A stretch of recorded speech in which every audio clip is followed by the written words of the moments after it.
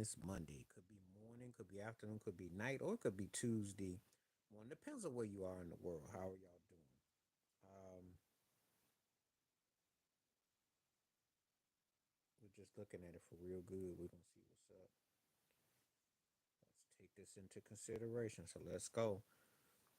I might get into some NBA playoffs. We're gonna talk about it. Let me set up shop real quick.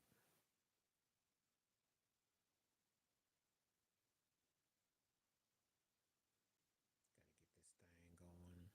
set this live stream. Okay, so I started the poll question, basketball related, just so you know. Let me get everything.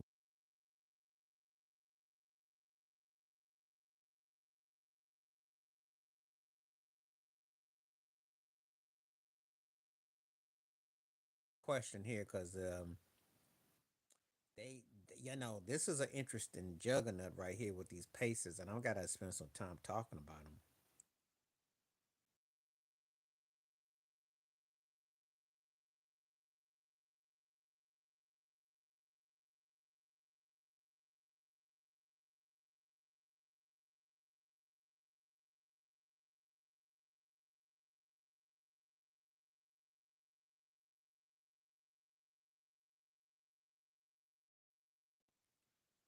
Yeah, these Pacers are gonna be really an interesting juggernaut. Um, and I want to say I think Shaquille O'Neal picked them to win the series. I gotta remember when I was watching Inside the NBA what was said, but I gotta remember what was said. But I think he picked them to win.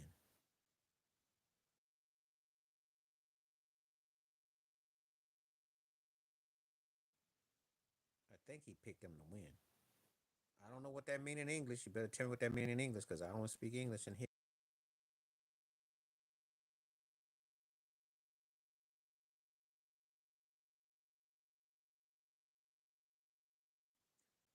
I like when people come here and greet me, and I don't know what that be mean.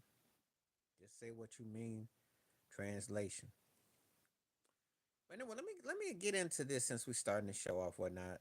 Yeah, the Pacers look really, like their offense is as good as anybody. It's just that defense, and I think I got asked this on this live stream the other day.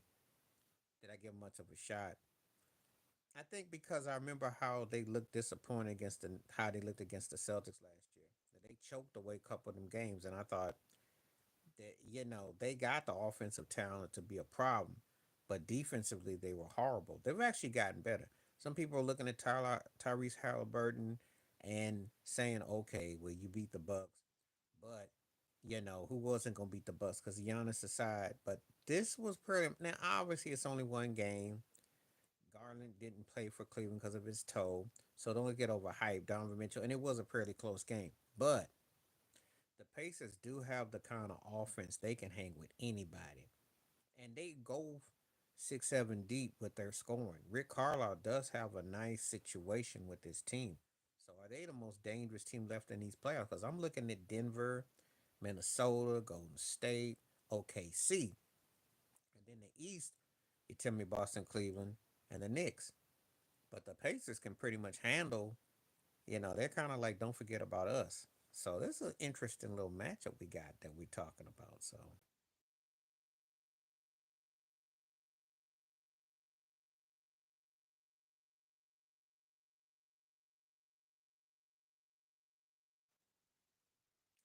don't be so quick to plug them off.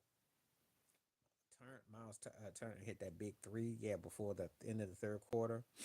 And I've been watching the Pacers. I mean, Their offense is there. It's just that their defense, but their offense is not to be messed with. They are legit.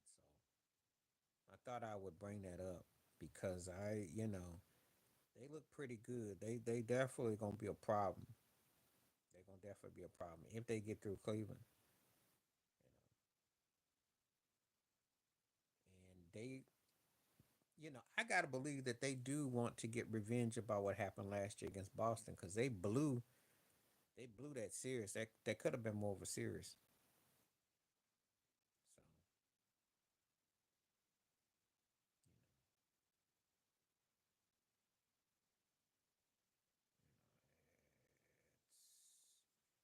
So it's one of those series that and I don't want to over jump the gun because it's just one game. But then again, you can put a forecast and say, hey, they could be a problem. They could be a problem for Cleveland because Cleveland. Some people have a theory that they're only a regular season juggernaut. They don't buy them as a team that is a threat beyond the regular season. They do have that reputation. Donovan Mitchell has never gotten past the second round, so their reputation predates them. So some people may be looking at them as just a flash in the pan. So I'm just saying, was it just a regular season? Because Charles Barkley says they're the best team in the East, bar none and everything. But you know how his picks usually tend to go. He usually got it right about the Lakers. He'd be wrong about others. Assalamu alaikum to you too. Alaikum salam. Great to see you. Thank you for coming through. Thank you for coming through. West Coast. Lived on the West Coast, Washington State. What about yourself, my brother?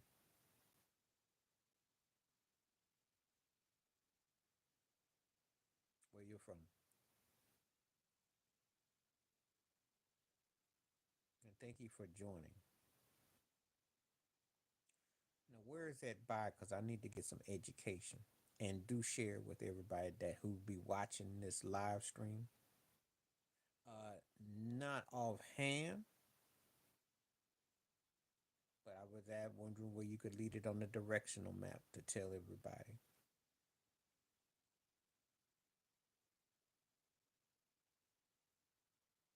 It's all about being in school and the one to learn. So please feel free to share. By the way, thanks for everybody that's hitting likes up. Appreciate that. And if you want to, feel free to contribute and share. Feel free to. A welcome conversation today.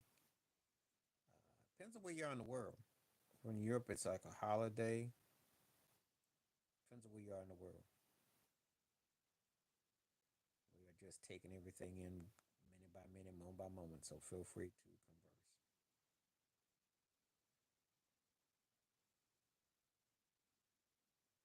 Hopefully, somebody will creep in. Yeah, I know Pacers are definitely getting. Oh yeah, I know I did say if they had Reggie Miller or something, and I did say that because if they had, this is where Paul George, oh, if he was stuck with this team, Rick Carlisle can coach. It's just that I kind of look at him side after the way they went down against Boston last year. But we will see. We will see. This is very pivotal, very telling. So feel free to give me a comments of what you want to talk about. I will see how everything goes on here today. I got people coming in, and if the commentary is deep, I will be on at least past an hour. Yesterday I did 2.5. So it all depends on how people trickle and come in. If I see anyone come in, if not, I will pretty much keep it to an hour or less because I want to make sure that everything is balanced. But we will see how everything goes. Had great numbers yesterday. A great day yesterday. That one was a very lively discussion. Went into different musical conversations and back, and so it's a shame you don't always get the same thing every day, and then sometimes the notifications and when people come in and so on and so forth. But we're right here today, so we're just gonna see how it all parlays.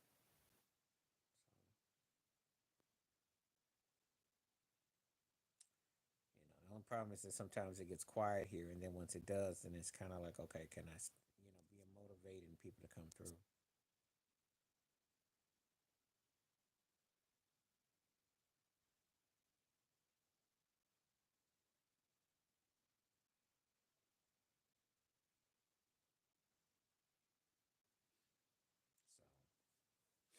never know. One day to the next can be different. Now, this is the plan. I'm not gonna be on tomorrow. I'm not gonna be on Thursday. I'll probably try to get on Wednesday, and then after that, it'll probably be like the weekend.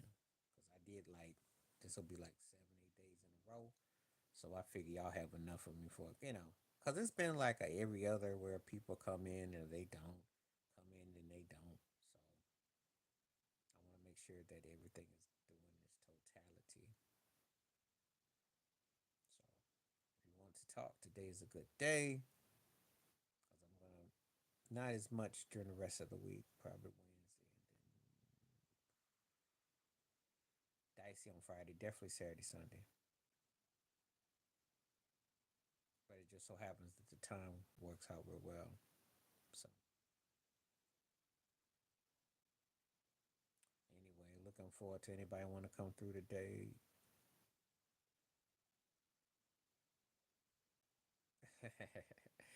First of all, I don't know what game you play, and second of all, you can keep it 100 because I don't understand what just say what's up.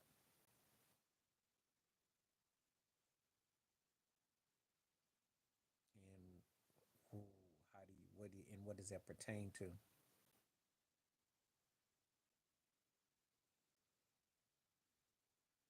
don't want nothing to be derogatory. I want stuff to be balanced.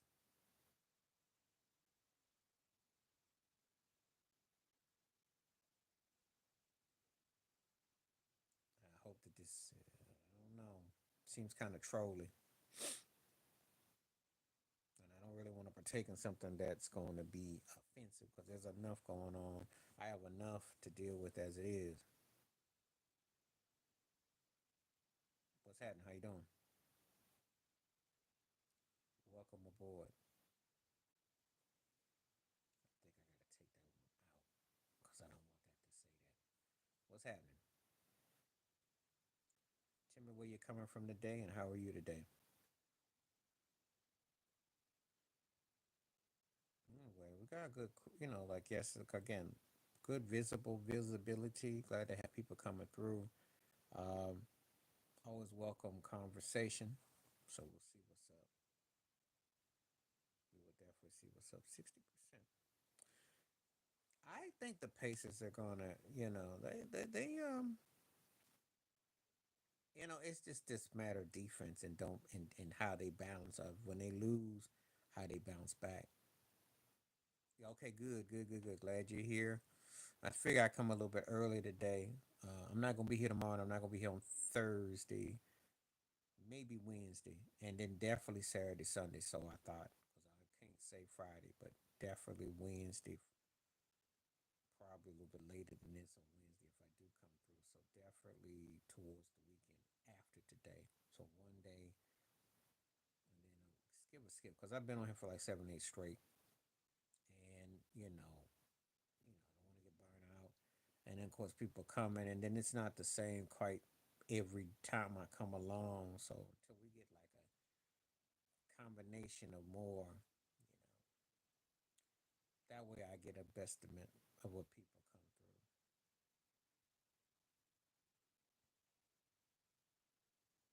So,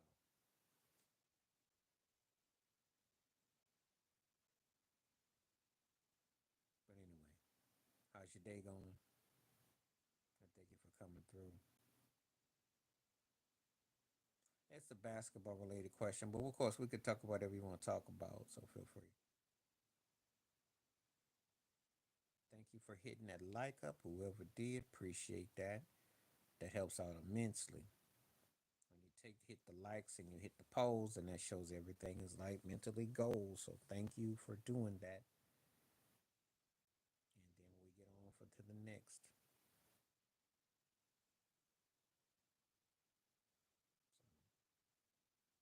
So it's always a good day.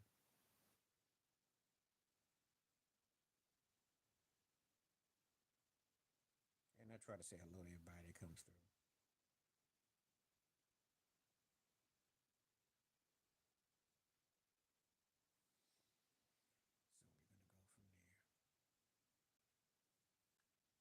So we're gonna go from there. appreciate all the views too, because there's a lot of people don't understand that there are people who actually literally be just kind of like coming through, and sometimes they say something, sometimes they don't, but it does add up, and it definitely helps out immensely. For different reasons, some people want to be on scene, some don't, but it's all good. I'm well aware of more action coming through and taking place, so very glad to see that. It motivates me, and then we'll go from there. So we're just hoping that we have some good conversation and that but yeah, the Pacers look, yeah, they're pretty good team. I mean, they're dangerous enough that they could go on a run. They could go on a run because Halliburton is a really good guard. He's stepped it into his formation now. He started off kind of sluggish and slow, but they looking pretty good. They are looking pretty good. They could probably be a dangerous team. I think that from an offense perspective, they match up on both sides. So, they pretty deep squad. You never know. You never know.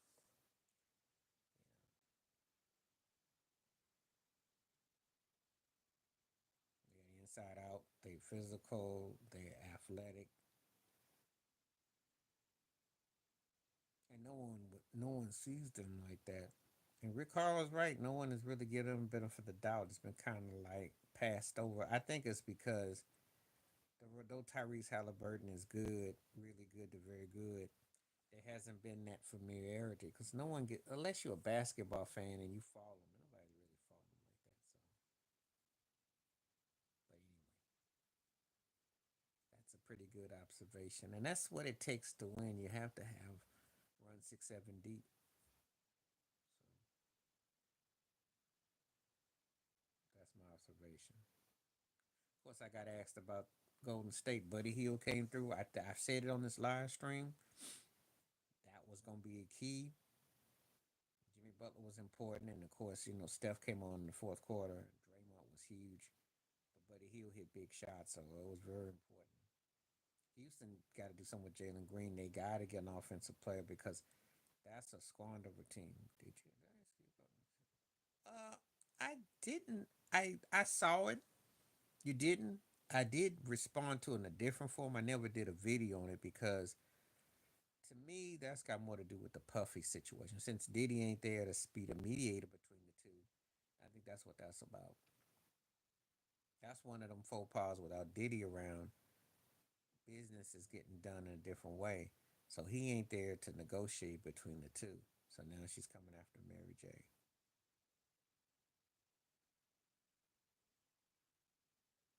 Because that's some old beef right there. But he was able to always be the middleman. And that's going to be some of the realities that you'll see. Some of the people that were associated by association,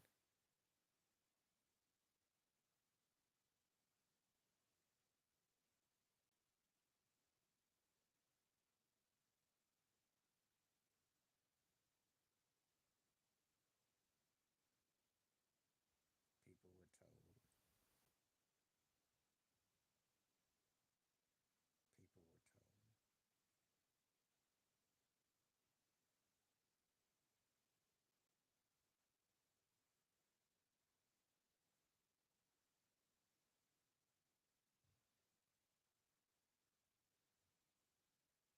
They were told. Hmm. And so now that the association ain't there no more, money gone funny. And now they got to go at each other. So that's what happens. That's what's going on with that. I heard about it about a week or so ago. And I not you know not surprised. They had fallen out some years ago.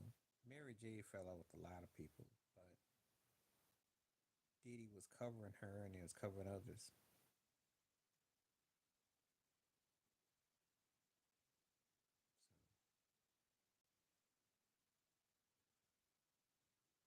So that's what happened with that.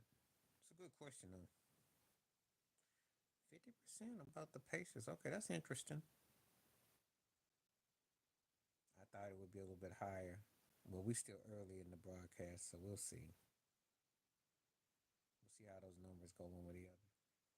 Yeah, Mary J got a, like I said before, she fell out with quite a few folks. And Didi used to always be able to kind of smooth stuff over, so we'll see. Mhm.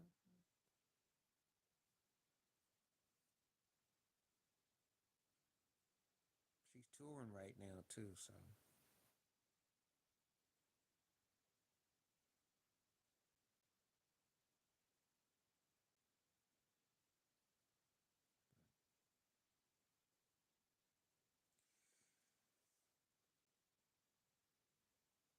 we're gonna find out what that means. Hmm.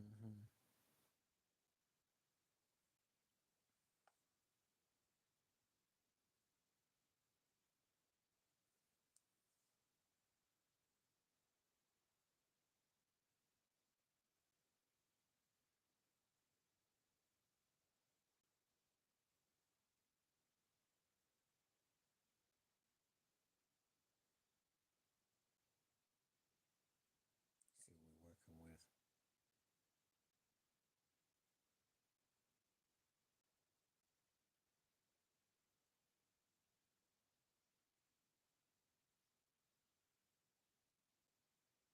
Feel free to ask questions, and if you happen to be live, welcome on the board. I will take in consideration about the time again. Just want to see if people got anything, any thoughts, comments. Hit the poll question, hit the likes. I welcome all that.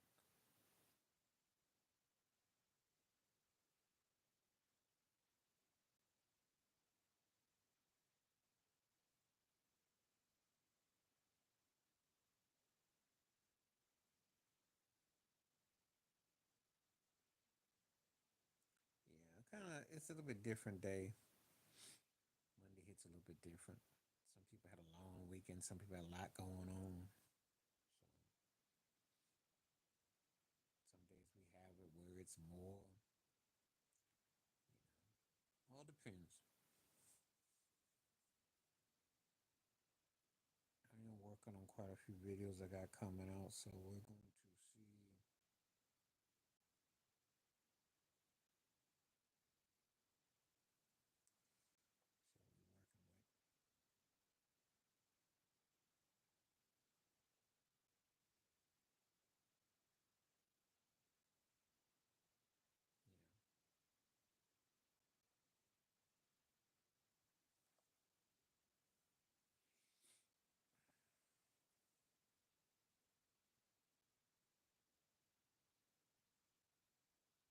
Yeah. That's a difference. Like it's kind of like remind me of Saturday.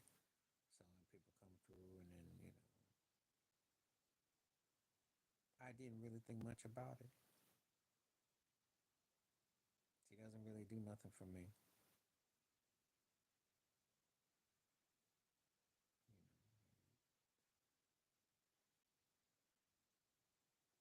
I don't get the hype.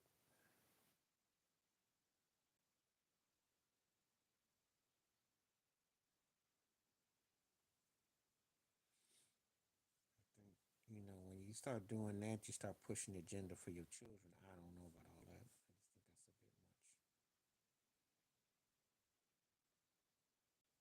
I just think that's a bit much. So I'm not really into it.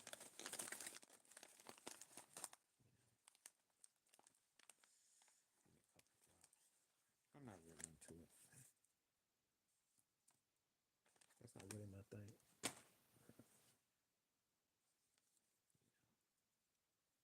They keep telling me she came back better than what she was the last time she performed, but I just kind of look at that indifferent. I just think that's a lot of nerve, a lot of pressure.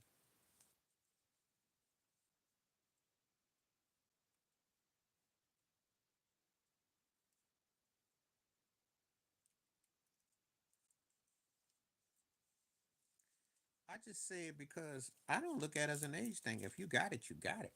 Um, Sammy Davis Jr. held his own stage as a kid. Bad. Frankie Lyman did. Michael Jackson did. Think about it, is if you're gonna be a showbiz kid and you got the goods, Stevie Wonder did. You, it takes courage and everything. However, you got the goods. You got the goods, and that's the difference. Okay, Kevin Campbell showed me something. When I see somebody get on the stage as a kid act, they got the goods. They got the goods. What's up? Long time no see. What up? Glad to have you coming through. You know I've been checking out your page, so I've been showing the love back. You had some good commentary too. I definitely dug it.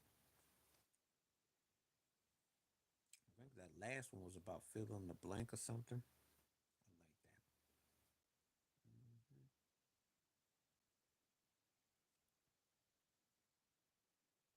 Hmm. Yeah, I mean, it does take courage, but to me, this feels like it's a put on. It's like her parents are pimping it. Well, yeah, I've been working a lot, so you know how I roll. I get a little crazy with it. I got a lot. There's always something coming down the pipeline, and then I'm taking a different angle, and then of course depends on what the subject is. So I might roll three or four, and then they gonna hit you like boom, boom, boom, bam. So like today, I was looking at the Craig Hodges video and all that smoke. Yeah, but Beyonce had an it about her. See, when I see Blue, it feels like they're trying to make her into a Junior Whopper or Leah. Beyonce did have a voice and she had a presence. See, there's a problem. When you go behind someone that has an it, you got to make sure that you come up with something because people are always gonna say, "Well, so and so had that," and that's the thing. Beyonce did have an it about her. She just ain't got the songs, and she don't have. She work hard on stage. I give her that. Well, she is, but it ain't really emoting the way it should.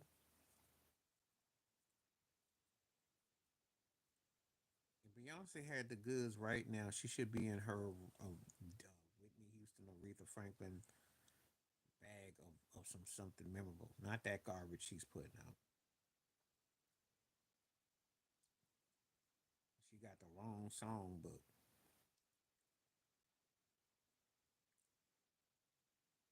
big in terms of stature, but it ain't hitting where it should. Not for me. She just leaves me cold as an artist. So I don't get the hype. I know why the hype is there though, but the music and the performance ain't there.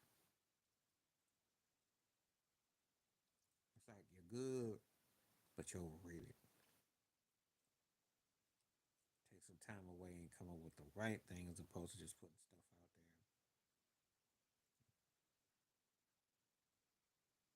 there. That's what I'm talking about. There you go. Because if Beyonce had one of Madonna's songs like a prayer, then yeah, you wouldn't shut her fans up at all. They would be they'd have a right to be 100 times worse than they are. That's exactly a good point. But it ain't always about talent, it's about using what you got. And if you don't use what you got the right way, you're a gutter ball. I give you a chance to get a strike and you still find a way to throw a gutter ball. Well, that's on you.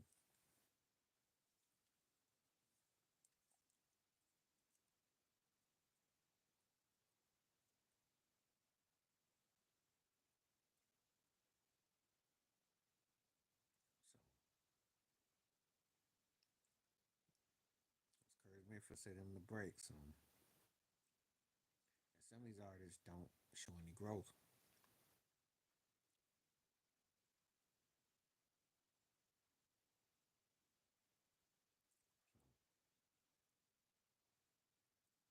What about him? You talking about the war of words or the talent? Which one you asking me?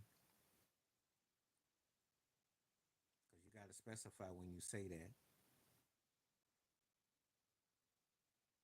Jack had a lot to say about Mary, and she's a better singer than Mary, but Mary got the better catalog. Oh, well, Mary's gonna get it because she's got the catalog. She's got the catalog. You ask him who's the better singer, it's Jack or Wright. You ask me who got the better songs, it's Mary J. Blige. Bigger icon, you know how they go. All things ain't created equal. All things ain't created equal. Mary connected streets. Jaguar, whatever, given the right. She was good. She had a good voice. Talent wise, Jaguar, right. But Mary's got the artist. Mary's got the artistry, got the songs, got the bag behind her, and well, she, what's up.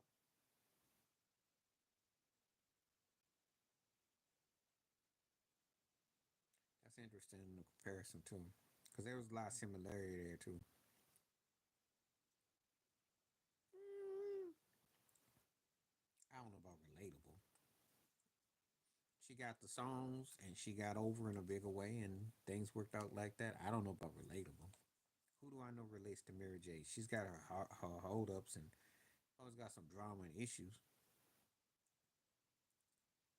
I don't know how relatable she is. I think if you're going by the music, you can say that. But if you go by the personal, I don't know, people could say she's relatable.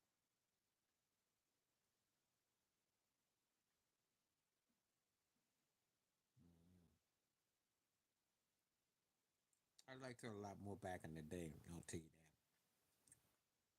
She's had songs I liked over the years, but I ain't really tripped on Mary in 25 years, if I'm honest. That's my last time I really was really in her stuff like that.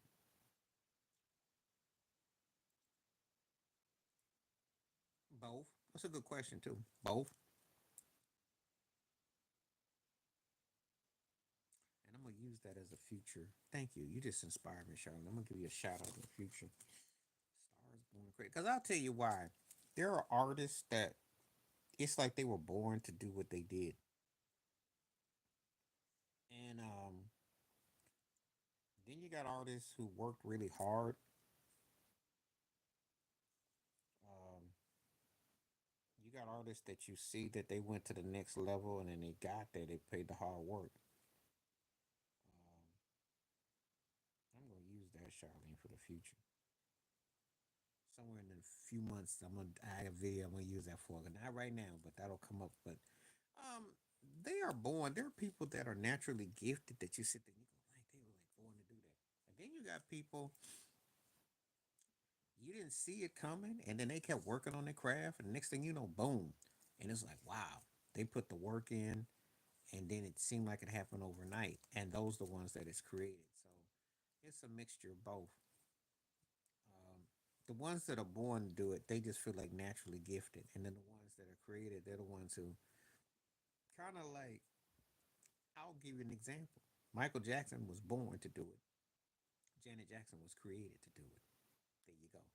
And she's been around, but until she worked with Jeremy Lewis, that's when it was like, oh boy, okay, then yeah, it makes sense. Well, think some prayers to your father from me. Give my thoughts.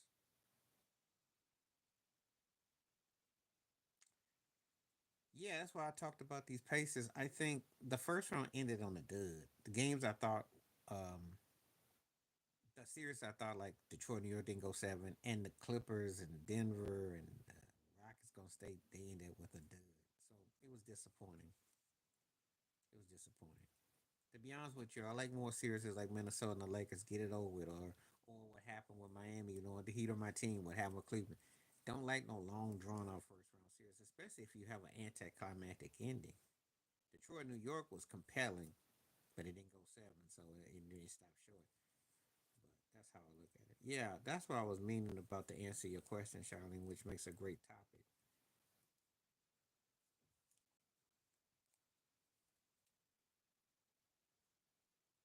When I I'll still be doing what I do. I have most of the stuff I do is most of my videos are in the can. I've got a lot of stuff that I'm working on projects as always.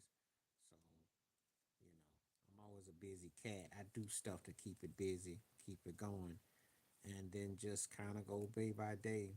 I don't make a whole lot of plans in the foray because you know how life is and things that you got to do. So it's just a day by day.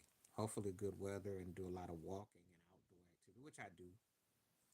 But when the summer kicks around, really indulge it. That's the plan. That's the plan.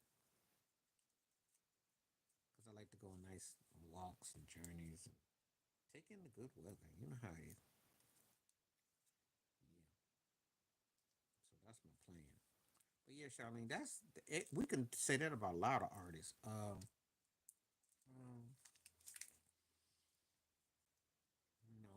you know, because you gotta find that happy balance.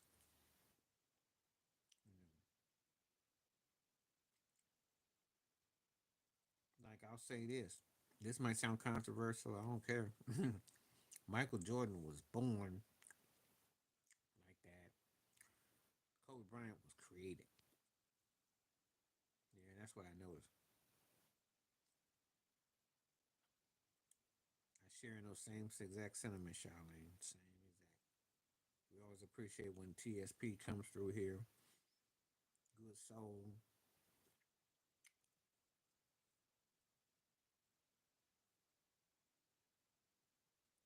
Oh, when he was a kid, he wasn't nothing nice. Because him as a kid sounded like a blues man, like a 40, 50, 60 year old man in a 12-year-old body. Especially when you ain't no sunshine or who's loving you. Those runs, those hits. Hey, he did music like that. He wouldn't have been the king of pop, but he would have been a blues. He would have been. He was something fierce. Something fierce. And that's a whole different level of him right there. That's why people have debates. He's because he was the most dominant artist of my lifetime. Where you could debate him as a child artist against him as an adult artist, him as a group artist, so many ways. And much respect to your father. I'm definitely appreciative of both of you.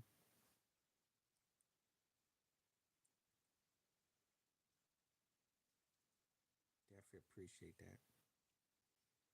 Yeah, I enjoy the channel a whole lot.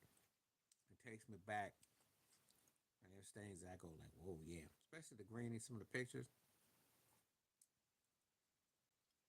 Yeah, Charlene and I get into different topics about different artists. But yeah, Michael Jackson as a kid was a whole nother level. And that's the reason why, you know, no. I'm gonna tell you what. I did like the Silk Sonic album with Bruno Mars and Anderson .Paak, but it wasn't classic. But it was good, you know. But when you say a classic album, you're talking about something that people are gonna remember and talk about and debate and all that. When's the last time that's happened? When's the last time that's happened?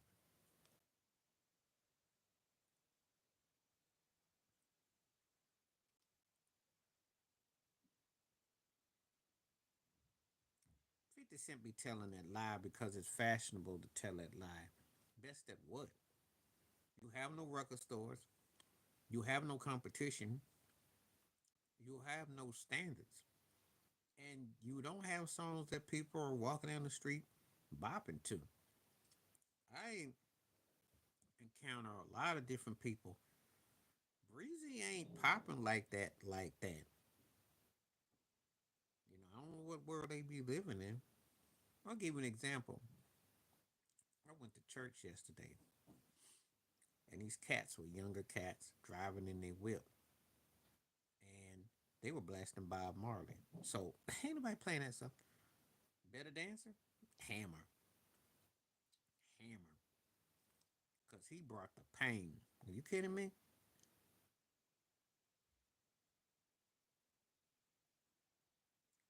50 Cent sample it because, of course, he gonna sample it. That's what they do on that music plantation. And they take songs and they think people they ain't gonna know the difference. And that's how a lot of people have been cheating with the music. He wasn't the baddest rapper and he didn't have the deepest songs, but he was catchy. But a stage show, shoot, that was like going to see an R&B performance. He ain't too people could come behind that, and he brought it. Yep. So he was in Rolling Stone magazine back in 1990 when "Please Hammer Don't Hurt Him" was out and all popular. Yes, he was known as the Hammer. He was a bad boy for the Oakland A's as a kid. I know about Stanley Burrell's career. Mhm. Yeah, he was in. He could definitely bring it on the stage. He take your mama's curtains and be dancing across the floor. That stuff cracked me up. Had them big old curtains. I remember when him and Deion Sanders used to be doing Too Legit to Quit on the sidelines and cracked me up.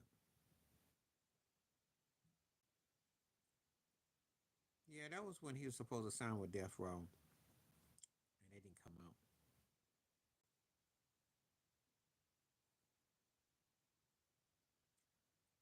They were working, but his stuff wasn't gonna come out on Death Row. He had put out something, but it didn't come out. And by the time the stuff was coming out, Hammer was played in the streets because I think '94 was like his last. 94, 95 was like his last year that folks kind of cared. And let's keep it real.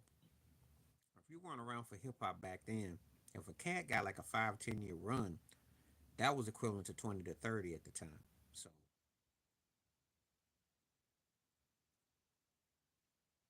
you laughed at him because you looked at him as corny because of how he did how he acted. But I'm gonna let you on a news flash. A lot of them so-called pop rappers were hard, and a lot of them so-called hard rappers were soft. See, a lot of people did a lot of acting. What you see with Will Smith is how he always was. He just acted. Just like Salt and Pepper would act all soft. Don't allow him to be acting a certain way. That's why they used to label them as pop rappers and street rappers and all that mess. It was the industry used to put that on them. But a lot of people be acting. I don't know what that means, and I don't like your vulgarity. So you got to go.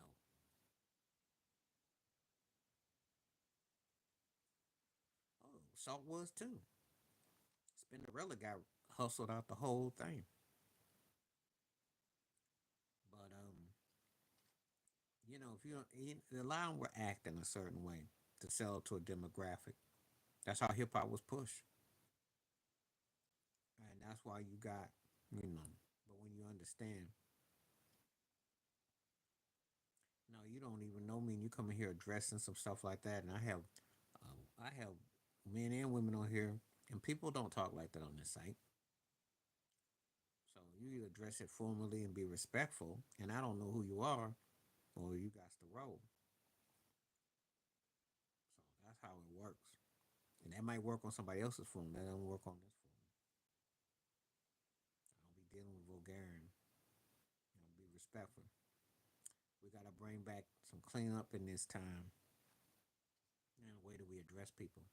Because not everybody that you come across uses four letter words and is derogatory or negative. Yeah, because I don't see the beauty in it. A lot of times I see people that want to be foul and vile and ignorant and say anything that they feel like they want to say.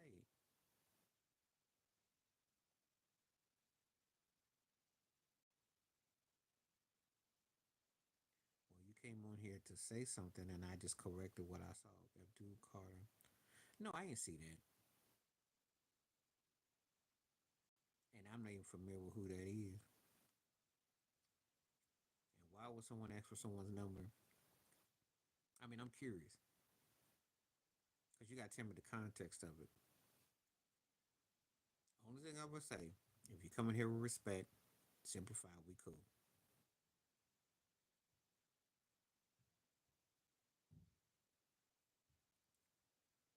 Pops was from the old school, and it's true. You said the wrong thing, you going to get the Will Smith two piece. And that's all I'm saying. not pretending, but you can also, a lot of times when people use certain words, they don't have the vocabulary to say what they really feel. So they have to resort to the cheap way out. And the cheap way out seems to be normalized. So why would we want to act like what there's projecting when we can do so much better? I know that life is vulgar. I understand that. I'm a black man from America, so you can't tell me that I don't know that. But at the same time, it doesn't mean. Well, let me use Malcolm X as a great example. He learned the alphabets and the dictionary word by word. He made himself into a thinker, deep philosopher. And you have to challenge your brain. It's easy to resort to the name calling or the most derogatory or the most basic forms.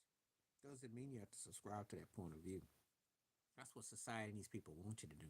That's why they push the kind of music, the kind of movies, TV shows, the kind of lingo, because they think everybody that's how everybody, and it's kind of like go along, get along.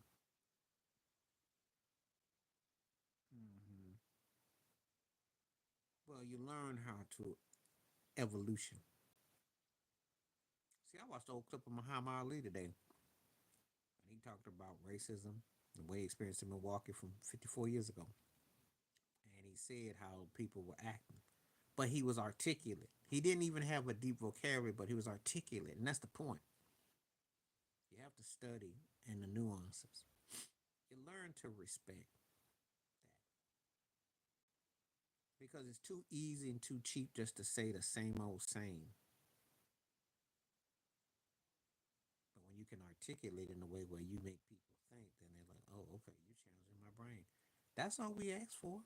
Use your brain. Most people only, they say only use 10% of what they got. Think about it.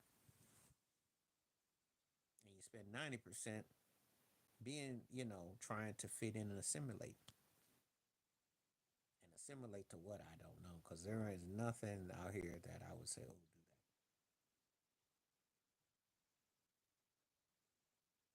that. That's what they want you to feel, though. Treat you like an animal, but we're not. See, when you take that basic instinct, that's all they want you to do. And yet, not all that is good for you. You need water to survive. Everything else is optional. Food is essential, but everything else is optional. So ask yourself, what do you need? What do you want? Separate the two. Oh, yeah. He had humor. He was spot on. And he knew how to antagonize you and get to you, but he also had truth in what he said. He pinpointed things. You have to have a balance in your life. Spiritual foundation. Yeah, you once you then had some living in your life, you'll be surprised at how you approach certain things. Let's not get it twisted. Man sees an attractive woman, he's in his working sales and all that. But in this, but also you also factor in, hey, it might look good to me, but it's not good for me. And then you kind of like maybe I'll have to go about this. And then you have to channel all kinds of sort of things in your peripheral. You have to be a thinking person.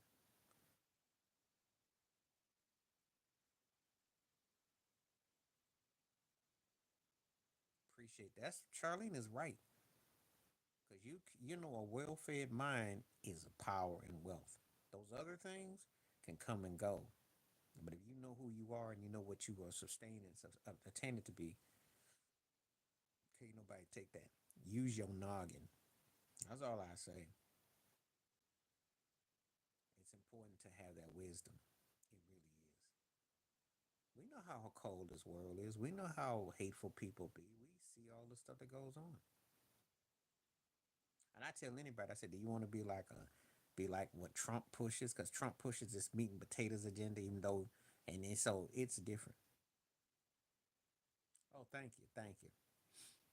Yeah, I didn't like what Shaq had said about that. His father was out of pocket. I don't, and see, Halliburton is actually on a good path now. He's getting his groove back. They got a good team. Don't mess up a good thing. He had to really fight to get what he got, and you know, you don't want that stigma with you. I didn't see it wreck a lot. Remember Marcus Vick, Michael Vick's brother was all talking crazy, and It did work for Odell Beckham when his father spoke out because he got him to the Rams to get a Super Bowl. But his career has been pretty much just that one catch and kind of like underachieved in a lot of ways because you know that. And then you think about who was I? Derrick Rose's brother. You know when you do all that.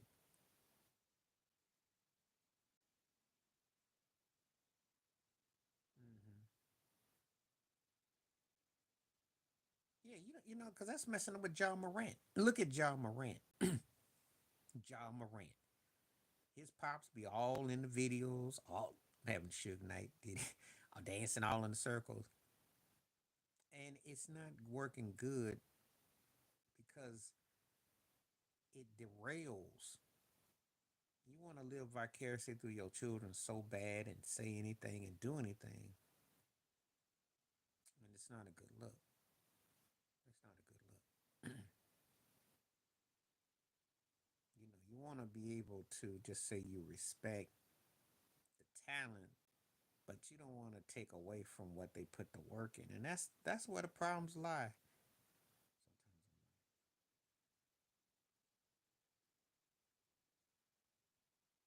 Well, you learn one thing. I will tell you this: right or wrong, you can stand on your own.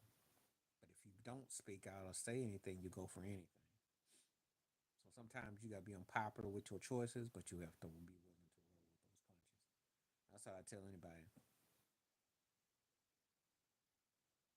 I've had some recent experiences with some church situations where I could definitely talk about, you know, making a choice that wasn't popular, however, standing on what I felt had to be. And you know, you get your receipts, you get your vindication. So you don't, you know, you sometimes you have to. The right thing can be the wrong thing for some. People can trip, but hey, you got to make a choice.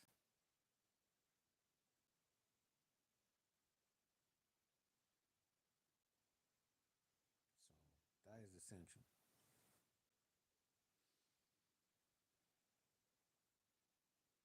You do think, and you get a lot of people that are going to come at you and question you and look at you and why? But in the back of their mind, they checking you out. Remember that you're being checked out. You know, contrary to what they say, contrary to rumors, they watching you. Streets is watching. Corporate's watching you. Money's watching you because it's all money. We'll see what you're gonna do. Are you gonna be a dummy?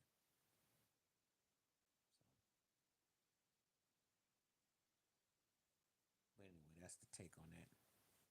But yeah, yeah, his father's banned. He's not gonna go to the regular season and also the games, so that's good. Cause they got a nice little team, and that was uncalled for with Giannis. And Giannis was reaction was right. Giannis went where y'all ain't been, so you act like you need to go like you got some class, and that's the problem. That's why I was looking at Shaq like, come on, man. Does that mean because you have to take it that that's right? It ain't right. You got to deal with enough fans and people acting ignorant all the time anyway. You don't need to deal with that on that level. So that's not saying all the fans, but a lot of them have done some unruly things, have been disrespectful, you know, have said some questionable things, and so you have to protect yourself because you are a human being at the end of the day. And remember, they don't even really need the fans to make no money.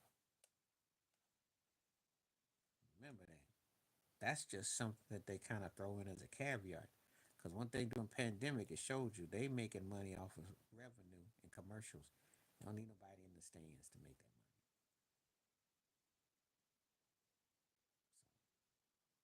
So, okay, now come on now. I know people got some questions and some thoughts. Let's get it. We've been on here doing good. If I get the right vibe, I will be on for another hour. But that's going to depend on what I see coming through the questions. So let's see if we can get some more juice.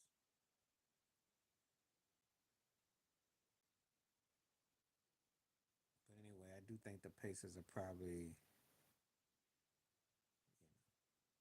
they're a dangerous team because I think about everybody else that's playing. I don't look at Golden State as dangerous. They got to play too much at a high level. That's not dangerous. The Pacers is the team no one is seeing. You're going to hear people say Cleveland, Boston, OKC, and maybe Denver,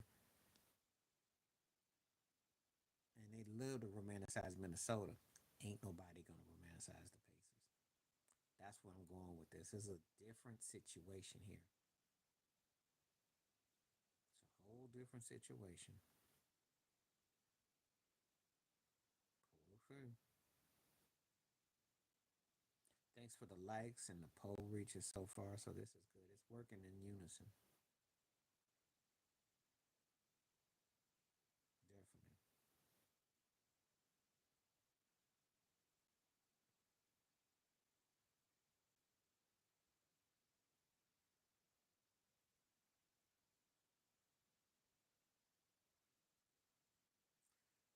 So that's good. Okay, now just waiting on people to come back. We're gonna give you a few minutes. I'm gonna see what's up.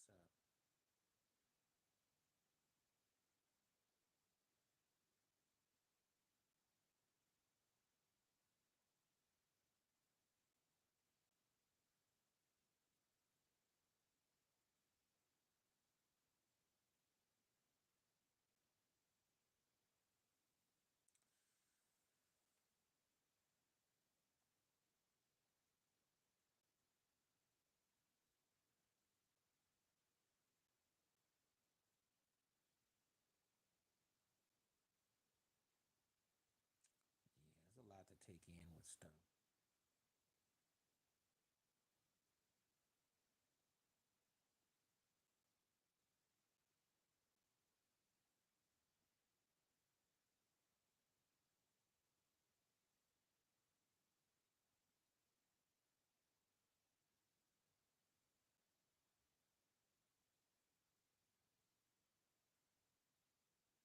I don't understand this point at all because you see, he's trying to always say like, people get in your face and stuff, and I'm like, no, you don't want that. You don't want that. He's trying to justify it like that angle, and Giannis was like, "What are you doing?" That's why I was like, Giannis was right. You know, first of all, act like you've been there before, and second of all, have some tact, some space. But to do that and to be disrespectful to that man, who's been nothing but a classy dude, really, because Giannis is one of the few guys in the NBA that actually try to show some dignity.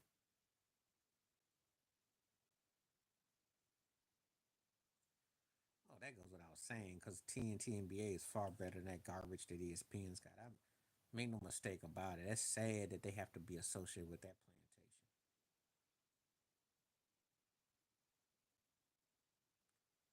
Because Giannis doesn't act like them cats do. And that's why they don't like him because he ain't go along, get along. He talked about his mother coming to every game. The brought was brought up about Jury, the Toronto Raptors president. Remember, they wouldn't even let him down in Golden State when they won, and he had his badges, and the Golden State, I mean Toronto had beaten Golden State, and they wouldn't let and that whole thing he went through. And here is the father of Tyrese Halliburton, all grandstanding and all that. And I mean that was just tacky turkey. So I'm with Giannis on that. Plus, you don't know what people are going to do these days because they come up at you. They might have a weapon. They might try to attack you. They might try to do something, put something at you. So, what you're going to do? You have to take that in consideration. So, there are a lot of people nowadays. I don't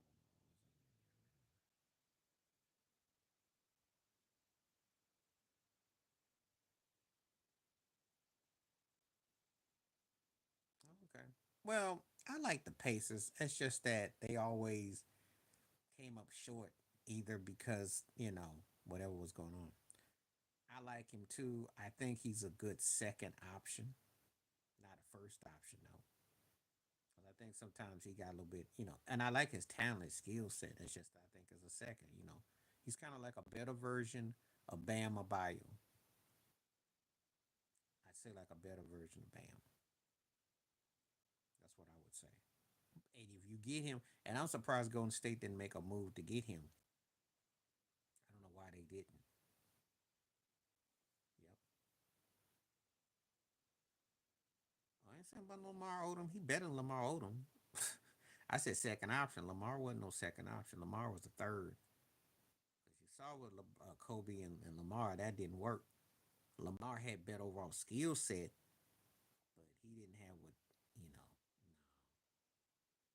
I like Sycom for like as a second option. And I mentioned Bam. I ain't saying about Odom. I said Bam Abayo. I said Bam.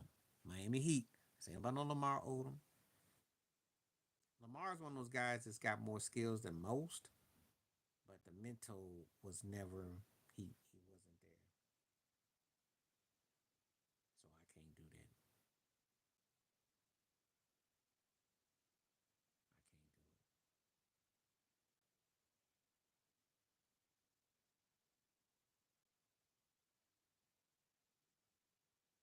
do it. He's gotten better than what he was because he's got an outside shot coming in, but he's not what I call he's not an alpha and he's not the kind of he plays hard. He come a long way.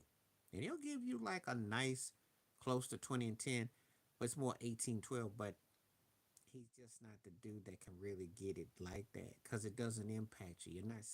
He's got size and a triple junior whopper David Robinson, muscular, strong, but it don't really.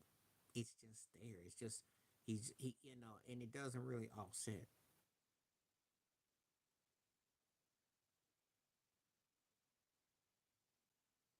I can't say that because Kevin Garnett had handles, but there's some truth to that. But I can't even say that because that's how I look at him. Because look at his muscular build and how he can run the court. Got outside shot pocket puff, but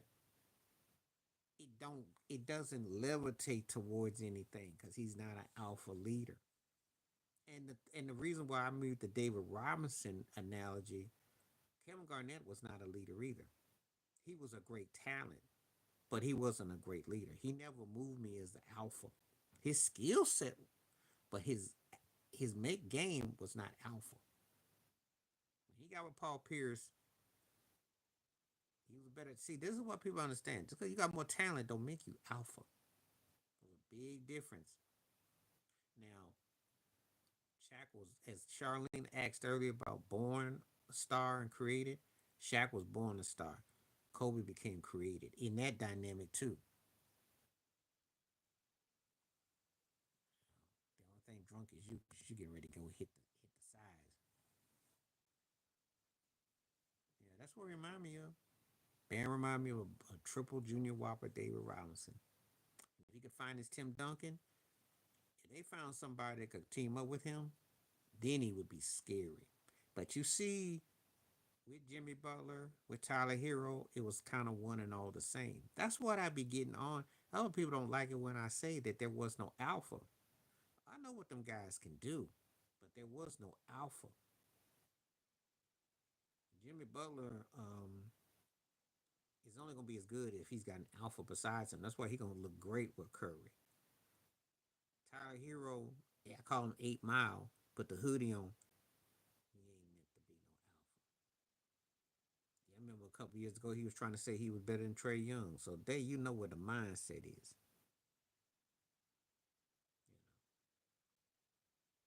Basically, when I say you the sidekick to the sidekick, somebody come along, puts it together, then y'all look formidable. Then you look scary. Because you got to pretty much do what Cleveland's doing or what the Pacers are doing, where you play that team ball and you blend in. But you still got to have someone that's running the game properly.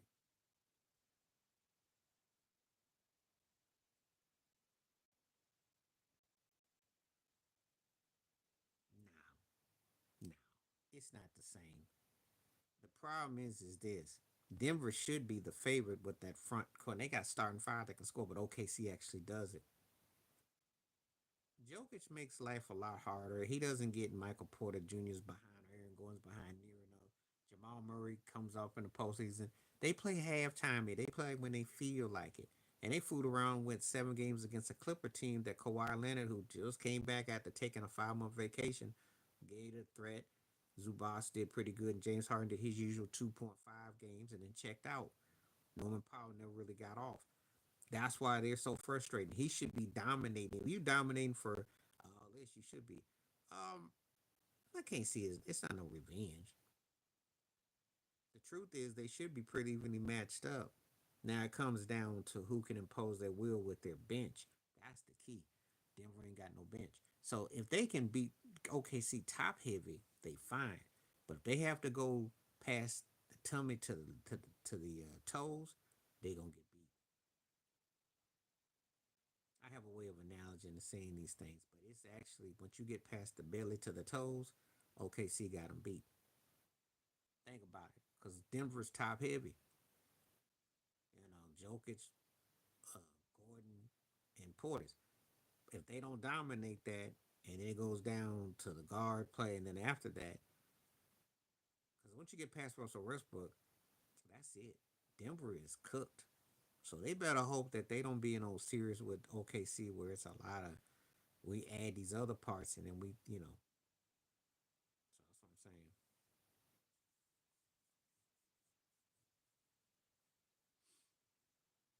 That Hakeem David Robinson thing, though, Hakeem, they came at the right time. They were battling. They don't dominate like they should. I'm gonna say this again. That's why Jokic gets an overrated tag from me. One of the reasons, if you watch when I say that he doesn't, what's happening? Tom, great to see you. Thank you, comfort on. That's exactly. They supposed to dominate. Aaron Gordon's supposed to dominate. He got outside shot. Porter Jr. Michael Porter Jr. should be like a bigger version of Klay Thompson. Got a smooth, sweet shot. No pause.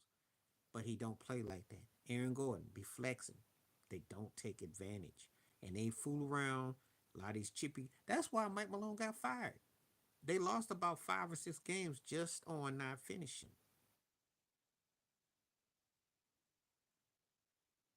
Yeah, but remember it was a dunk. He should do that. He should do that. You know, he should do that. They don't. They make everything difficult. That game was gone overtime, but they make everything difficult. They don't dominate like they should.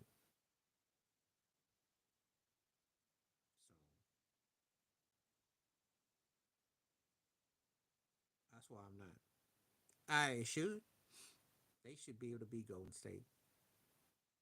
One thing about Minnesota, ain't gonna be no Jalen Green mess. Cats can score, so yeah.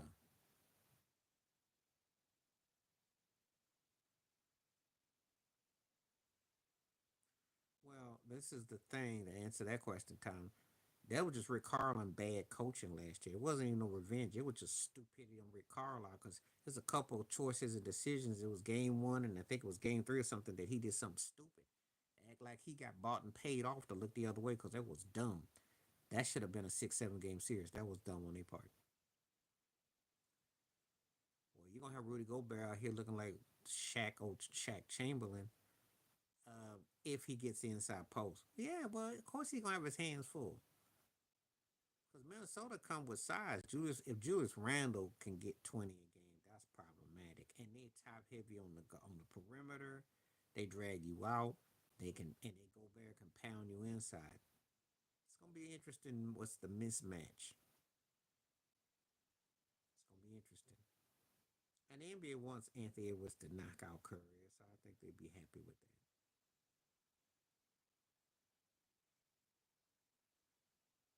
Oh, I didn't say they're gonna be easy out, but they gotta get by Cleveland first. But if they get by Cleveland, it's gonna be problematic.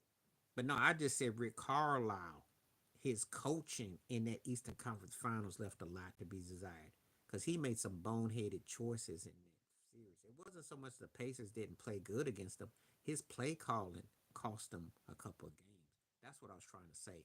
That's the reason why I went indifferent on Indiana because of what he did in the playoffs.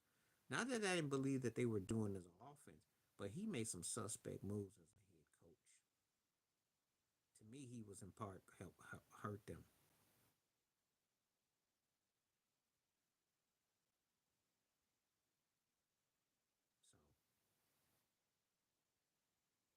So they got the kind of team that could be a problem. They could definitely be a problem.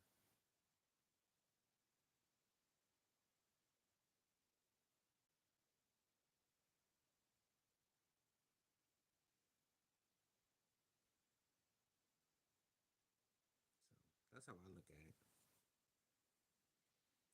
60% saying no about the Pacers. Okay. I like it when I do the teams that nobody's gonna really want to see in the finals. That's why.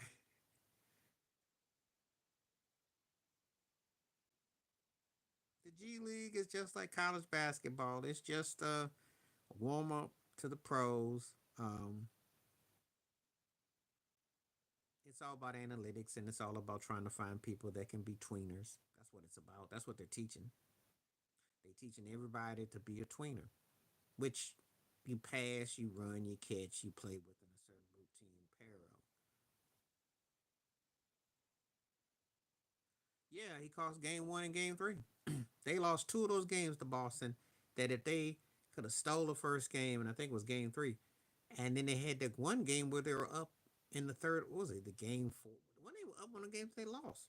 But he was accountable for two of them losses. That's what turned me off about the Pacers because of him, not because of them, but because of him. Because I thought I did a video about it, and I said, did he get bought and paid off because he's an old Celtic? Or I said I lost all kind of what he was doing because he used to be a defensive minded coach who knew how to strategize. He pulled a Doc Rivers in that series. That's what I remember. Oh yeah, I remember it very well because that should have been a little bit longer series. The coach.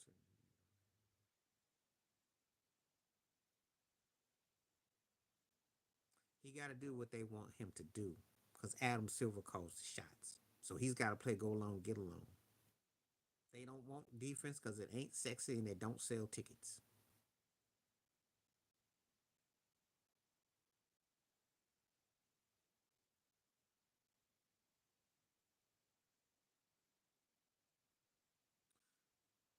Because, well, the Lakers weren't going to win. Okay. They couldn't score 100 points. And I can, if you want to talk about that, the boy got caught out being a scrub, Mr. Fireman, policeman, plumber. Um, JJ Ridiculous got because he made bad. He couldn't utilize his bench. He quit. He basically said we're going five deep. Let me tell you something. If LeBron James was about 10 years younger, and that Laker team thought they were going to win something, and they were legit, your boy would be fired. That was a fireable offense. I seen LeBron run cats off for lesser than that.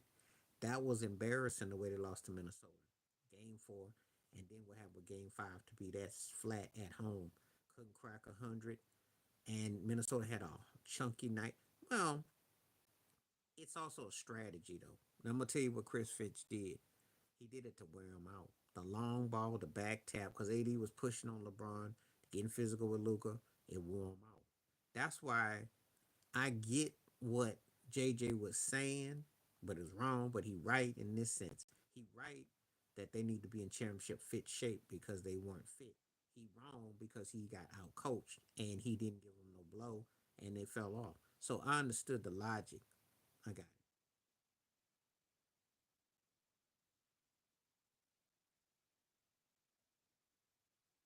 Yeah, he stunk it up and he's trade bait right now. And I know Udoka's looking at options for him because he don't fit. He pouted and he played like a guy that just was going through the motions.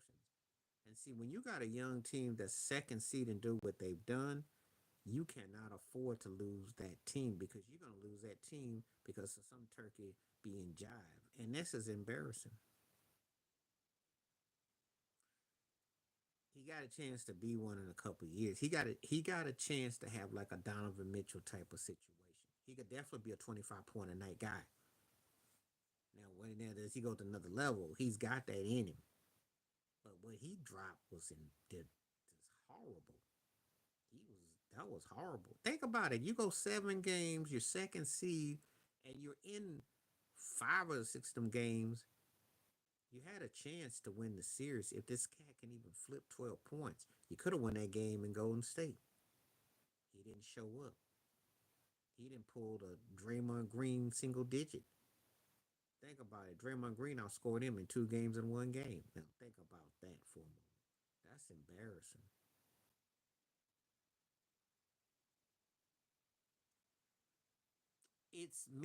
I'll say this. You got a point, but I say yes and no. Yeah, it's not a normal 7 seed. However, when they get beat like they did by Houston a couple of them games, they look every much as a 7 seed because they are not a championship team. Not looking in the deeper picture because they're very flawed. If they win it all to get to the final, Steve Kerr should have a block name after him because I don't see them as a championship team. But they smart enough to pull out games.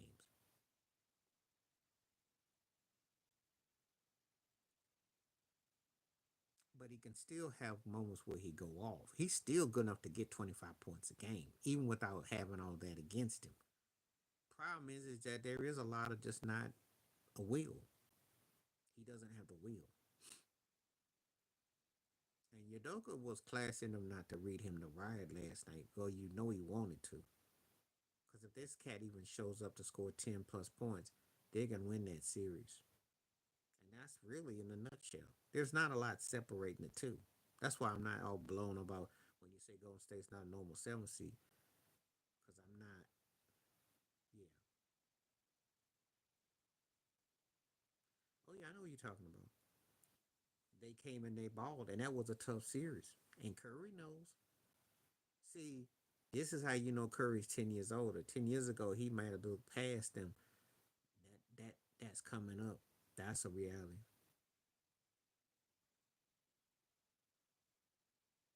Well, and see, that guy's got to put 25, 20, 25 a game up. You can't have like three goals in the eight, 24. So you have 3 games of eight each. And that's what he's doing. The cat barely cracked 55 points for the whole series. In one game, he had 34. Make it make sense. I mean, that's how embarrassing it was. You don't beat on Einstein, and he had 12 in the other game. If he if he could average 15 points a game in the series, they win the series, and they win that series in about 5 or about 6. Think about it. That's how bad he was. If he averaged 15 points a game, they win that series either in 5 or 6 games. That's what I'm talking about. Because that really, it's that close. That's why Golden State ain't this juggernaut. Not like that. They played smarter and they knew how to finish up. And Udoka had the right idea on Curry. And he messed up Butler too, because Jimmy Butler ain't a pure outside shooter. He can score.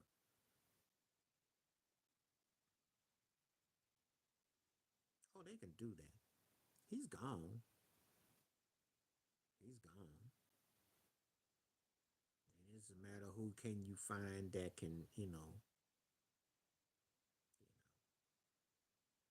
because if you get a couple of cats that can score and get it for him, then you got something. And I would definitely look into it if I was Houston, because you ain't second seed by accident. And you definitely came up, but you ain't got the juice. So that's the problem right there. Cat don't want to be hanging on to nobody for 3 or 4 years and they pouting already. That's not a good look.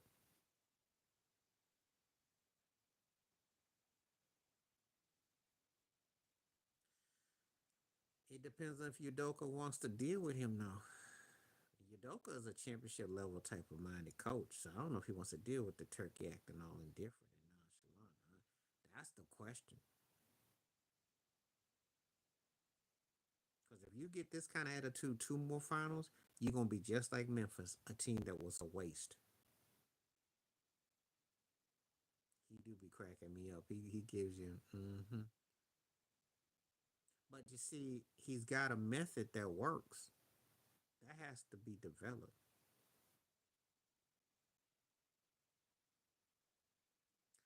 I ain't gonna use the old. Matter of fact, that's supposed to actually relax him. So I disagree on that. That's supposed to relax him. Udoka knows how to coach. Boston got a ring that they owe him too. I mean, he did develop Brown and Tatum, so it just didn't work with Marcus Smart and Robert Williams and all that. Yeah. I ain't. You know what? That's Jalen. That's relaxing him. But the problem is that his game. Yeah, he might be taking something that he's floating. I don't know what he doing.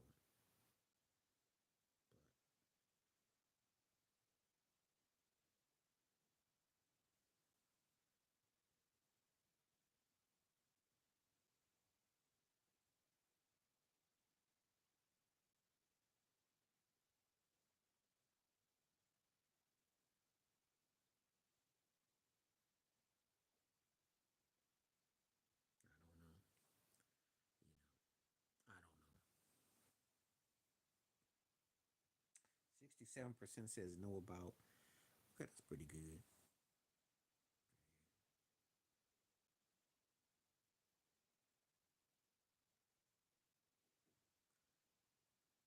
I heard that craziness, but I don't think that's what's messing him totally. I just don't think that he was quite prepared. That's all.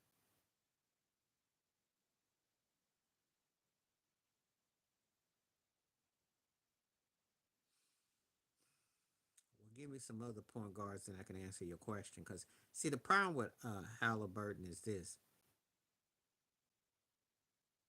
does he come across like he can? It depends on what you consider a point. Because Jalen Brunson, I mean, you depend on what your eye criteria is. As far as leading your guard players, your team, give me the other guards, and then I can answer the question. Name them up. That's not why they lost them. It's in part, but their offense just went. They gotta have an identity. And Fred Van Fleet can't be your best scoring option. So that's another problem they ran into. They will get better, and I do think that they're gonna be a legit second or third seed team for the next few years. But I think that they got some growing up to do, and they got to get a piece. They got to do that thing now.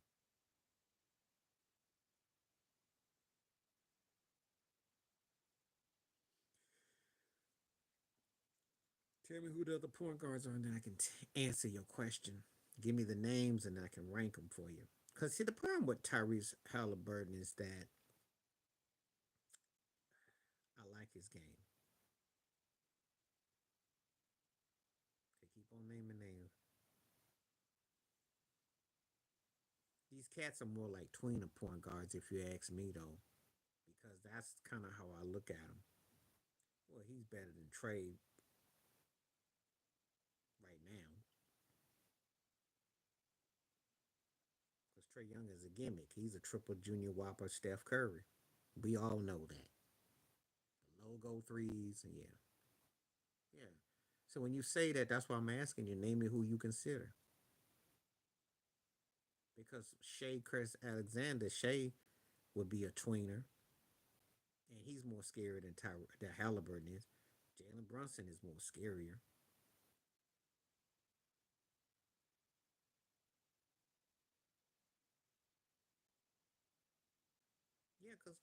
Yeah, cause Trey's such a gimmick though.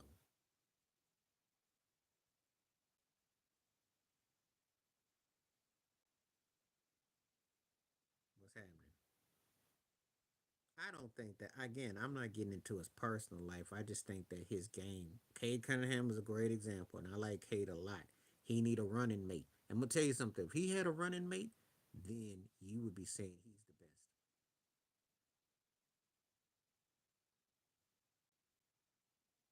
I'm not saying this stuff ain't wrong, but I think it's because Udoka. I think there's something going on with him and Udoka. I think it's more related to that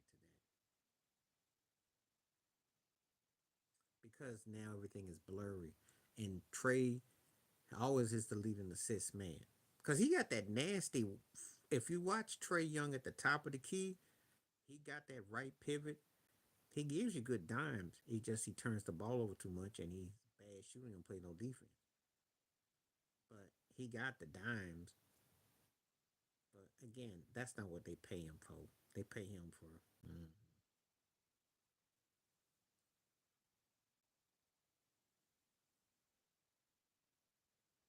he's more focused, but the problem is he ain't got no help, and they couldn't finish up against New York. I expect he'll come back. He had frustrated with some games against the refs and frustrated. They'll come back because they gotta work on what kind of team they want to be. They playing, and then I said there's a lot of similarities between the Pistons and Houston. But let me put it to you like this: couldn't we make a nice trade? Imagine if we put Cade Cunningham on the Rockets. How far you think they go with what you see? Put Jalen over on Detroit, and I think he would fit there. I'm just saying if we could make that trade move, Cade would be scary with Houston because that's the kind of person that's where Udoka would get his revenge. That's all he needs. is a cat that could be a 20 and dime. I heard about Orlando Shambry. That taking you back. The only problem with Kate is that he had to be consistent, and sometimes, oh yeah. My point is that's all Houston is missing because they get that void field. They're gonna come deep in the West because they got the defense. Their defensive strategy war on Golden State. They did a good job with the way Udoka was mixing matching. They had them there confused for a moment. You know, it's just that their offense went kaput, and that's what cost them. When you say he's a slasher, most that means he ain't got no shot. That's a nice, polite way of saying you really ain't much of a shooter. Because if a cat in this day and time is known as a slasher, he can't shoot. Houston got a nice upside. But I'm gonna tell you something. I know Udoka. Udoka gonna go after somebody that can score. Watch. I know Udoka. That's not dirty. Maybe if you come around in this day and time, Cats did it. If he becomes a cherry picker, then yes. If he doesn't do nothing but just shoot, then I say go to Houston because that's all he got to do is stat pad. And Udoka don't make him do much and just stat pad. They coming deep in the West. You mark my words. That's exactly all they need. Just say sit there and just score. Don't even play defense. Don't even bother running down another court.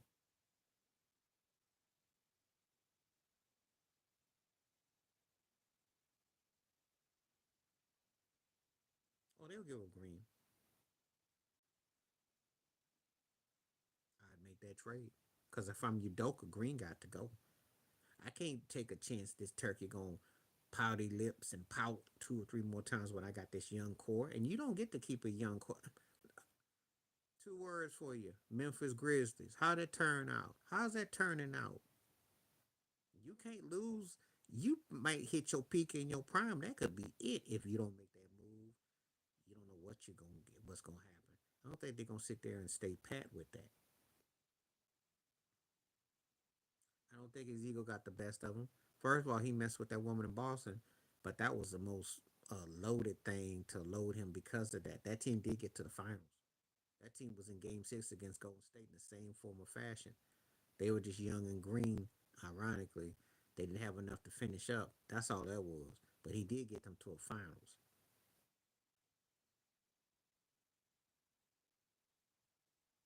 Yeah, but Udoka didn't exactly pout out. He did bring this team from the 500 team a year ago to a number two seed.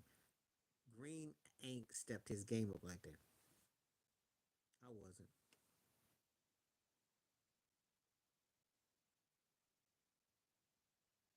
Yeah, because you sit up there letting John Morant throw signs up like he West Side and all this and all that, and taunting and acting all crazy. And then y'all got Desmond Bain, you got these defensive specialists, you got Jaron Jackson, and y'all just sit there and y'all act like they lost their soul when Dylan Brooks went to Houston. They so called toughness went out the window. Then they became studio gangsters. James Harden is not leaving the Clippers. Um, Harden's gonna stay there. He, of course, he gonna get 30,000 points. He'll milk it out for a couple of years. He still draws enough interest. He'll still score. Jalen Green's another story though, because Harden's got that MVP and Harden's good for a couple of games in the postseason. So people always give him the benefit of the doubt.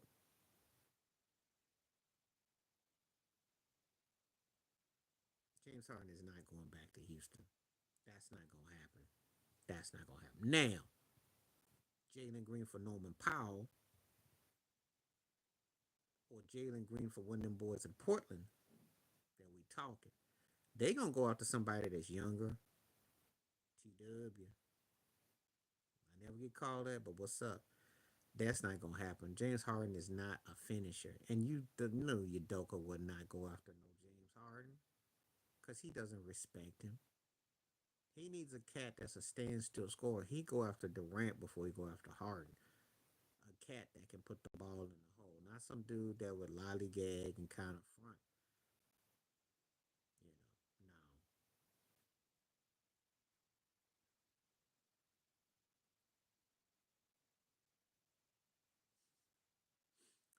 if I'm Houston, only the Durant thing because he can score. It has to be a cat that can score.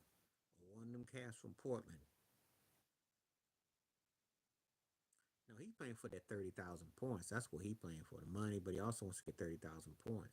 That's what he paying for. Because if he gets 30,000 points, he gonna make 30,000 points in the NBA seem kind of because anybody gets it. He's always played more for the money. That's nothing new. But they all play for the money. It's just that in Harden's case, he's trying to get to the club and chase some thoughts, part of the thought Olympics. And again, he tried to say because Steph Curry got in the way and all. I said, "Nah, man, you didn't put the work in to dominate. Don't blame it on Steph. Steph getting in the way, you win the championship. Well, the money is there, and I ain't got no problem with it. Be honest about it, yeah, because the cats can buy him a ring.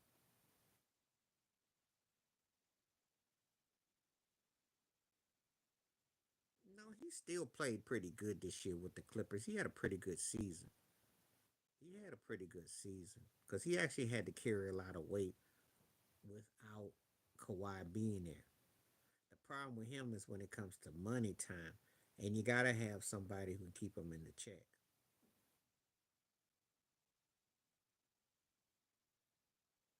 Now, Dave Robinson's body was shot back then, though.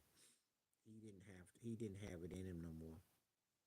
I don't know, cause again, it depends on who you're asking me about. Cats know when it's over. They get a big balloon payment, but most cats it's over. Yeah,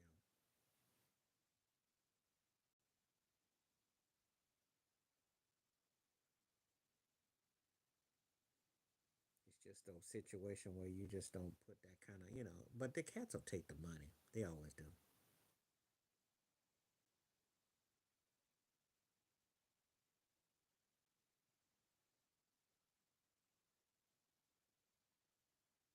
Well, Caitlin Clark got to win some first, so I ain't even tripping on that. Alex Sparks is a legit team. They legit. They're legit.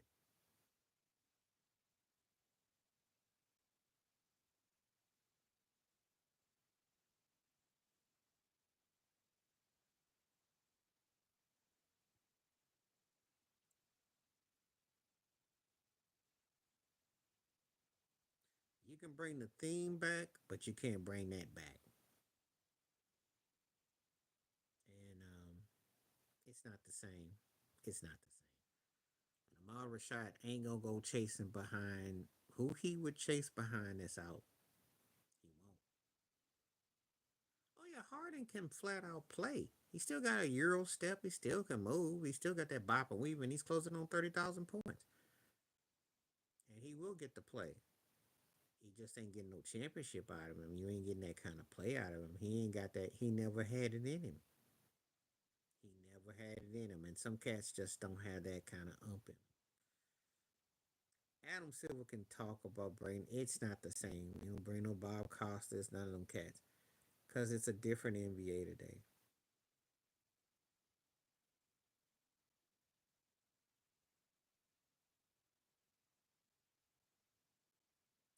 I'm like, I don't want to see that mess. No.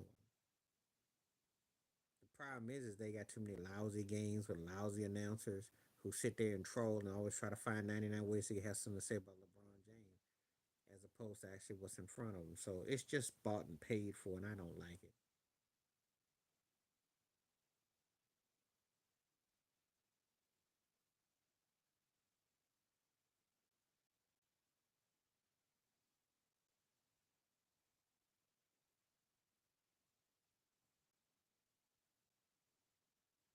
I already went through the NBA on NBC. That was another lifetime ago.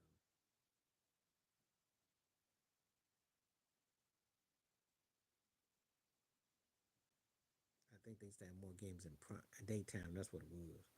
That's another thing. They need to go back to more daytime games. Every guy ain't meant to be no nighttime game. A lot of these games ain't worth it.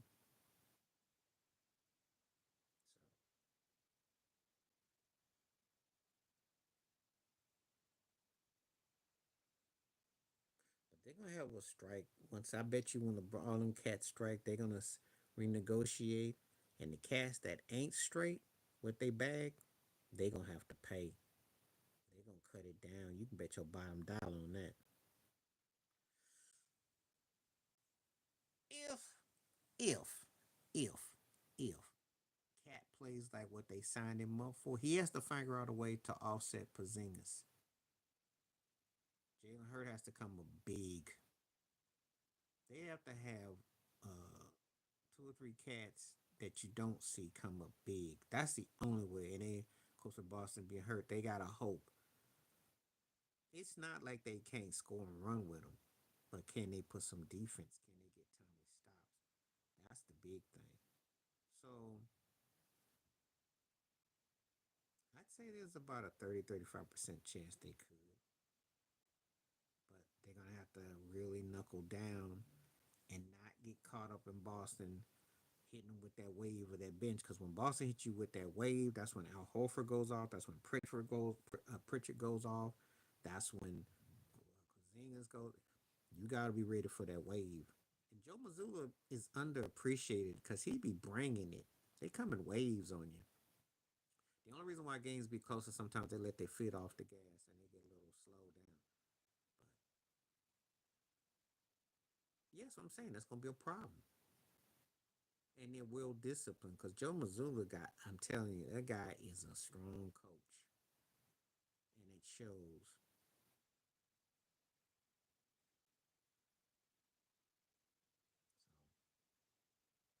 So that's gonna be a tough series.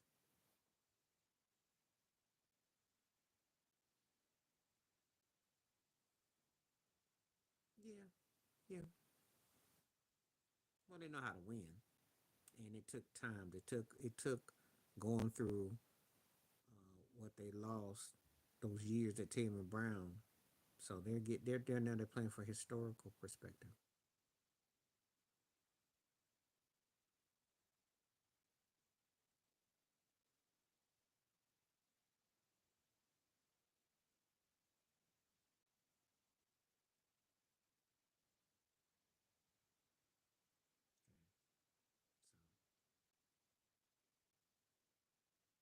So all right, we got 20 more minutes, so let's make it count. We got 20 more, so let's do it. Been good, lively. Polls going really good. 61% saying no for the Pacers because nobody wants to see the Pacers go deep. I understand it. People talk a good game how much they love they don't. They know what they want to see. They want stuff that sells. They don't want to see no that doesn't sell. Because if it was an Indiana OKC finals, I could see faces cringing. Just saying. That would be a good finals though. That would be compelling.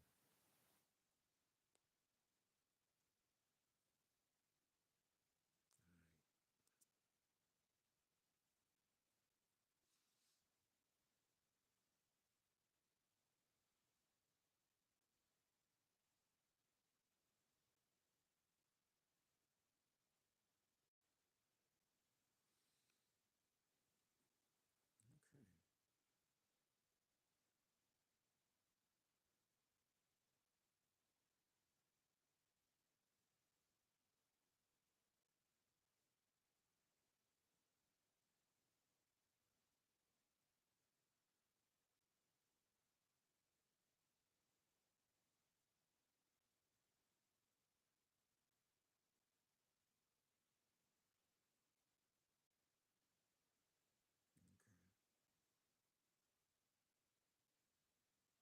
All right. I'm gonna see if anybody gonna come through. It's got kind of quiet now, so we definitely got a lot of the poll. Appreciate people taking participation in the poll and the likes is up. So thank you, thank you, thank you. Appreciate that immensely. As I said earlier to Charlene and what have you and others that were here earlier, I won't be back till probably Wednesday, and then after that it'll be the weekend. So I'll give myself a little bit of a break. But all the ones and the latest ones will be up on the podcast. And appreciate everybody coming through.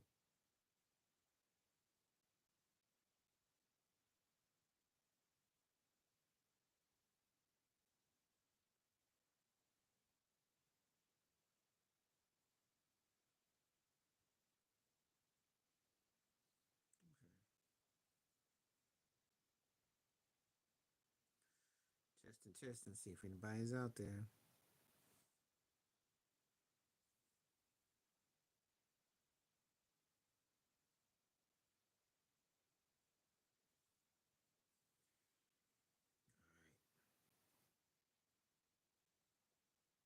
I'll see if anybody says anything in this couple of minutes. I'll have to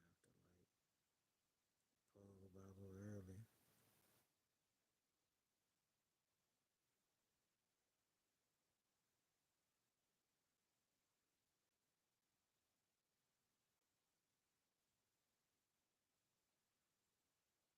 I do. I have Substack. If you find me on Facebook, you can find me on Facebook. I'm on Threads. I'm on Instagram. I do WordPress. I do Blue Sky. I don't mess with X no more. I can't. I got old stuff on there, but I don't mess with that because of that turkey. So I'm on different platforms. Oh yeah. So if you follow me, if you follow me on Facebook, on Instagram, and all that, and you link my name and you do all that, then I can show you my other threads because I write poems and different things. And of course, so I'm on different variety. So I'm there. This is probably about the most funnest of though for consistency.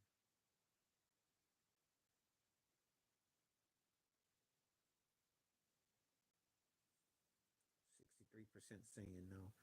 So I might crack a 20 on that one with the poll. That's a good poll. Back to back polls were great. Yesterday's was about the Diddy case. So anyone was interested. This one about the Pacers. Who knew that Diddy and the Pacers were going to be back to back biggies? But this is good. This is good. Yes, I'm not hard to find if you follow me, generally speaking. I got a lot of different things that I partake in. I do TikTok too. So I put some of my videos on TikTok as well. You can find me on TikTok. I'm on TikTok.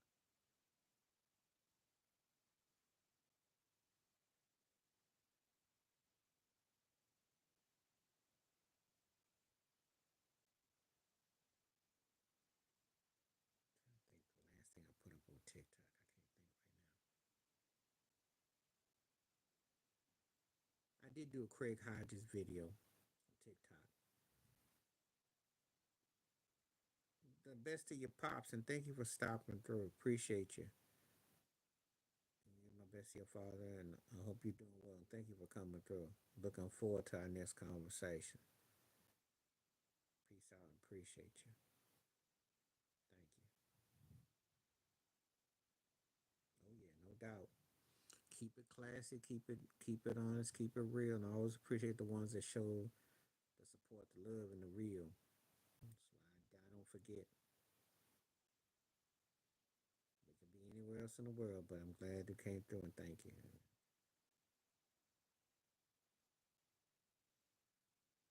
Appreciate you, Tom, as always, for your words, your kindness, and your sincerity, and your depth, and your everything. Thank you so much for you. Appreciate you.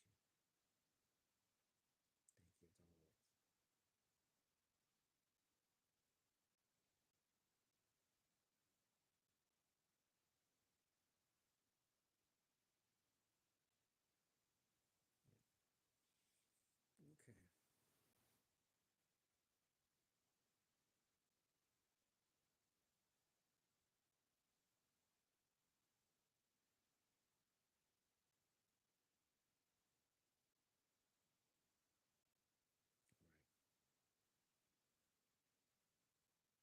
Okay. I'll probably get out in the probably about because I don't see anyone else unless someone else comes through. And I'm not talking about any trolls, so we'll see. But I am impressed. Everybody came through. Thank you so much as always. Salute to you too, Tom.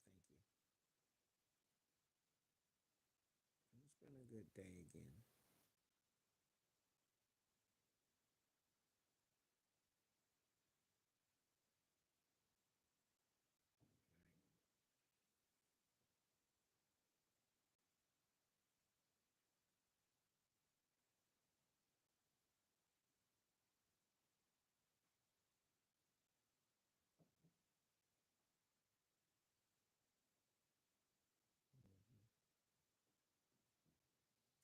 Great day so far. All right.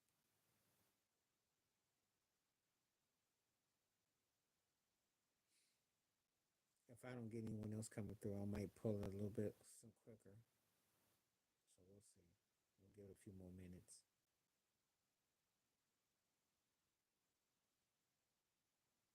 Because again, I won't be back until probably Wednesday. And then after that, it'll be the weekend at the earliest. I done like 7, 8 of these live streams in a row. And I'm gonna when I put them on the podcast, you'll be able to see them what you didn't get to see live. So we'll go from there.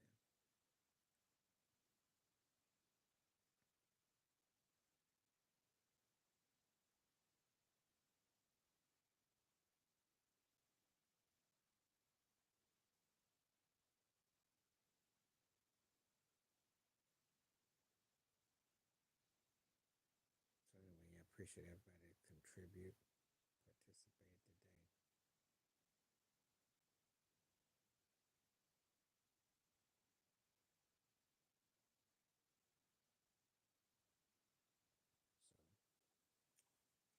So anyway,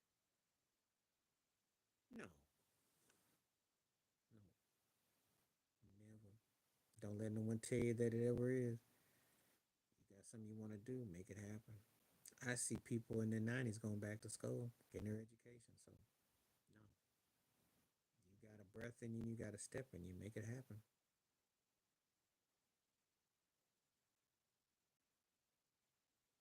No. Shoot, Donald Trump's almost 80 years old. Think about that. You asking me, is it too late? And you don't probably assume that someone 80 years old going to try to run for president. Think about it. So, no, it ain't too late. It's only too late if you tell yourself it's too late. You can make it happen.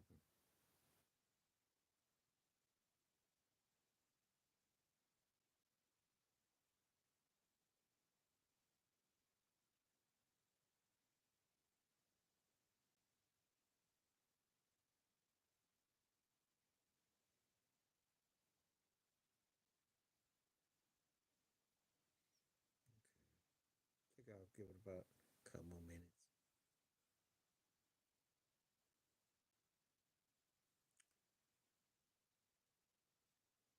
Had a good day, though. Good drone feedback. So, appreciate everyone that came through. Good numbers again. Great to see the totality. So I wish people to stay safe, stay blessed, stay woke, stay free.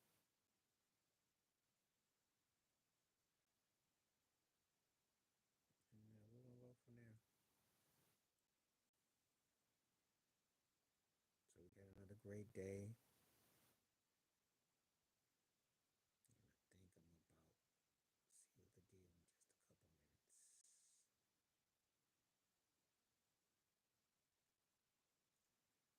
I'll say stay safe, stay blessed, stay woke, stay real, stay free, stay true. Always appreciate everyone coming through. And almost 2 hours. Anyway, thank you so much. Appreciate you. And I'm gonna get ready to call it in just a little bitty while. Thank you for coming through live.